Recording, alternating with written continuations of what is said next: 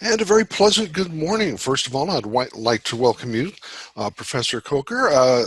Now, you're in education, am I correct? In education and environmental education. Better still. Outstanding. Thank you for coming in today and, linking up today as it is.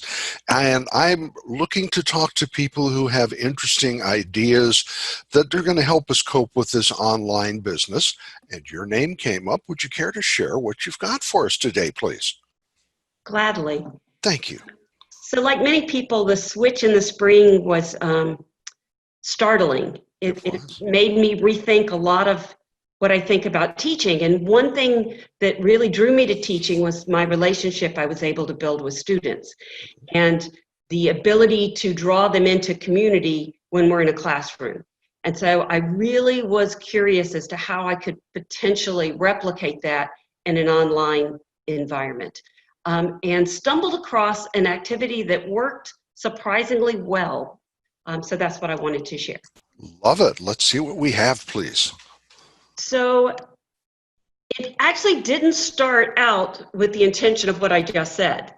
This class was called Science and the Young Child, and I was going to later in the term require them to videotape themselves teaching an activity that was in the book. So I pulled this activity out of the book to model the process. And this activity is designed to get young children to go out and collect objects in their immediate environment and bring them back to the classroom and create a collection or a bulletin board of things in their world. But the reason I decided to model this first was because, one, it was positive, and there was so much negativity around COVID and the pandemic, and I was just tired of the bad news. So I thought, I'm going to start on a positive note. I had been taking walks every day, taking pictures on my phone, and sharing them with my family. So I thought, that's what I'm going to have my students do. Instead of collecting objects, they need to collect pictures, some visual of their world to share with the class.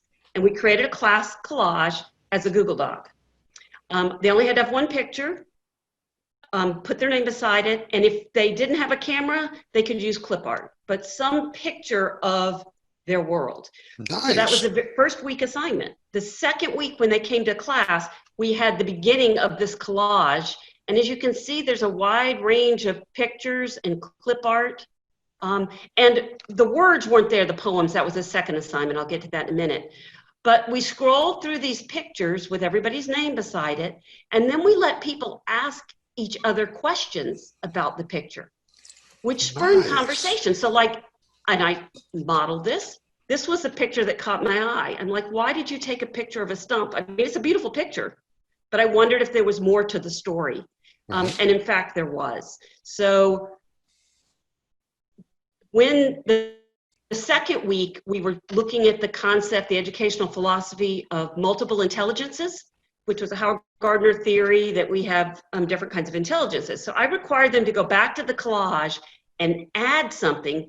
A picture is very much a visual intelligence, but they could do a literary language, add a poem, add a story.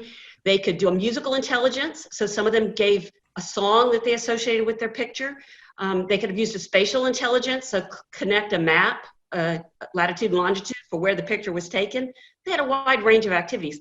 The person with the stump told this story in class the first week, but then the second week went back and wrote this lovely poem about this tree that was right next to the deck, and it was family property. The home had been in the family for years, and a strong storm was coming, so they had to get the tree taken down because they were afraid it was going to land on the deck.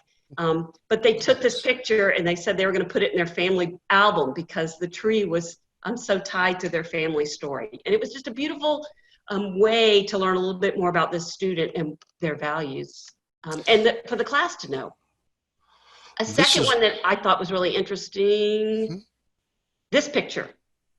So one of the students asked, was this taken from a plane? It looked like it was, a sky view. And in fact, it wasn't. Somebody was hiking in the region. I think that was actually Immigrant Lake, and shared where they took the picture. And the reason the student asked the question was that they had served in the military and spent a lot of time on planes, and it brought back memories for them, fond memories actually. And then somebody else asked about the vividness of this picture because it seemed so much clearer than so many other pictures. And they said they took it with their phone, but they shared with us how to change the settings on your phone to get better pictures. So we all Nice. learned a skill in the process of just discussing the photos.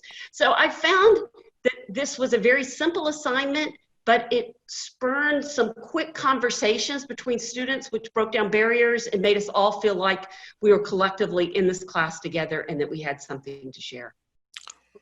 That's wonderful, and that it's working at so many different levels. I mean, you have visuals, you have writing, you have music, you have connections, you have storytelling, and it started out with something just as simple as gathering an object. Again, I appreciate you sharing this with our friends and family here on campus. You stay safe, and thank you very much. Thank you. Okay, bye-bye.